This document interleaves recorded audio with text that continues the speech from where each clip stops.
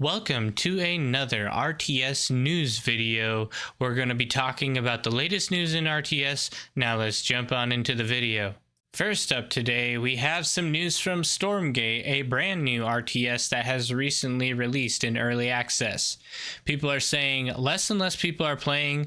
I'm checking the Steam stats every day, and it seems like less and less people are playing Stormgate, which is a shame because I really like the game and I genuinely hope it would succeed. What do you think? What can be done to bring people back?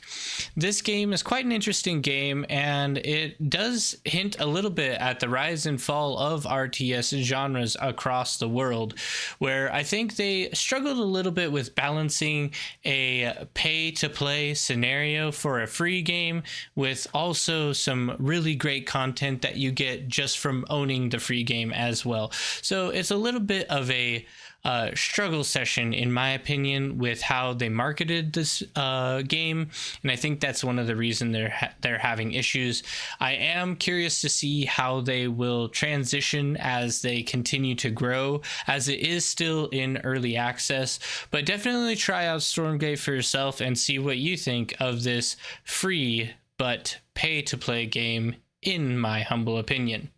If you've been enjoying the video, definitely be sure to subscribe. It helps out the channel a lot and helps with other people finding Beyond All Reason content. If you want to hang out with me personally, check out the Discord. We now have Jaws Munch merch. We have some t-shirts and some mouse pads. If you guys want to support the channel, that's a great way to do it, and also sport around some cool items. I also want to give a big shout out to our biggest supporters, Nebuchadnezzar and Robot Robert. Thank you guys for the support. It helps out the channel a ton. Also, there's a brand new tournament that Nebuchadnezzar created called Bar Fight. You can check it out on the official Discord page for Beyond All Reason, and you can enter no matter the OS as a casual tournament. Next up, we have news from Beyond All Reason. This is a brand new Scavengers update for the game, which is massive. It has been released and is targeting some common concerns. The cloud spawners got a bunch of fixes, which drastically improved its consistency. Spawn beacons no longer spawn freely at the start of the game. Instead, they have a big spawning box that is extension of the starter box, and it grows to be the whole map later into the game. The defensive mists are no longer in use. Backup squads are now spawned as spawn beacons. Backup squads can be triggered by standing in the clouds or by damaging units close enough to the beacon. Updates to the update are backups will now come much later in delay, but one that isn't global but per beacon. So basically changing the way that backups are working up. It's now beacon specific rather than across the entire map. Off-wave scavenger squad spawns can now spawn aircraft, healers, and commanders just like a regular wave. Gia units or ruins are now getting captured instantly by the cloud, or basically turning into scavengers. So keep that in mind if you want to use the defensive structures strewn across the map. All of these changes are intended to make the scavenger games a bit more predictable. You're no longer getting scavenger units spawning out of thin air while roaming around the cloud. And instead, you're going to see the spawn beacons spawning the units to defend themselves. Besides, you will no longer see spawning beacons popping up right at your door or even behind you at the start of the game. The initial spawning will happen on the scavenger side of the map, though still quite close to you, so you still have to fight for the land. This change would make it less frustrating to deal with the early scout raids and giving you more of a proper time to prepare and cover your back.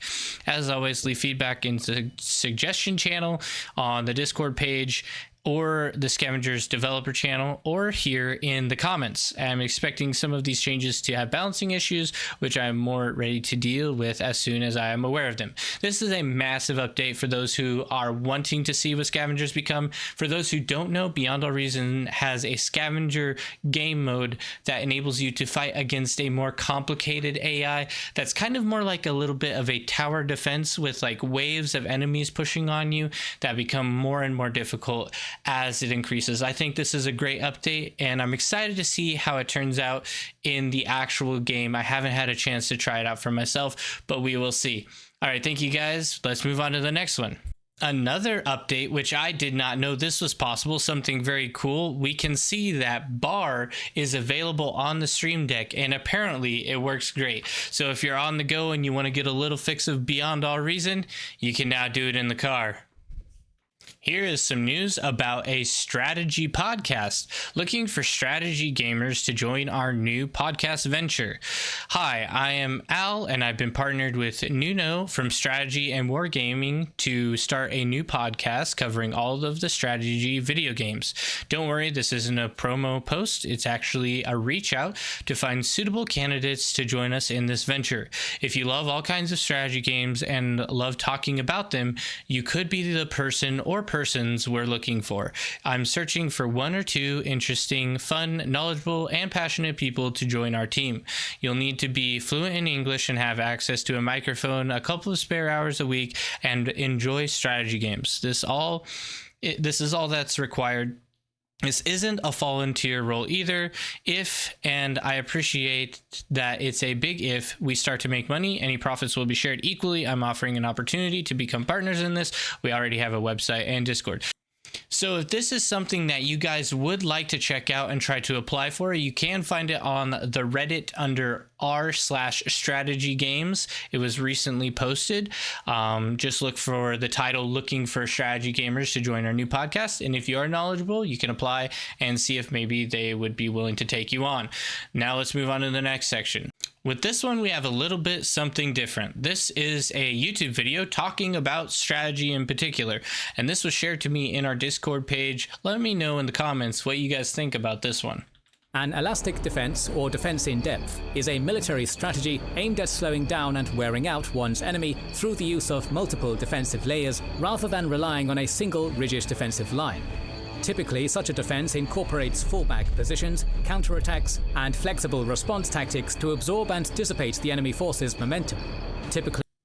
So it is important to note that on strategy games, you can implement some of these modern warfare tactics that are actually used by real strategists in wartime around the globe. So if you want to learn a little bit more about strategy and how to implement it properly, looking up videos like this would help you greatly at changing some of your own personal strategies to add into your games. There is a primary line of defense, where initial contact is made with the enemy and they are delayed.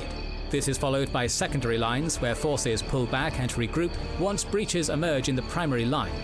So this is a type of flexing line position, and what the benefit is you can provide reinforcement where it is required and having a flexible line that can ebb and flow with the pressure that's put on it, and that's very valuable to maintain control of territory and be able to push back more aggressively against certain advances.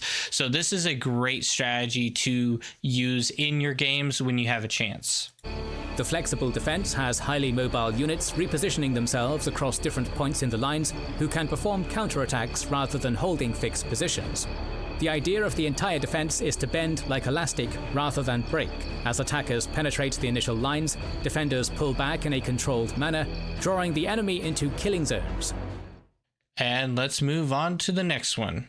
We have some more news with Jimmy Brummed, who is asking if anyone has found another RTS similar to CS2.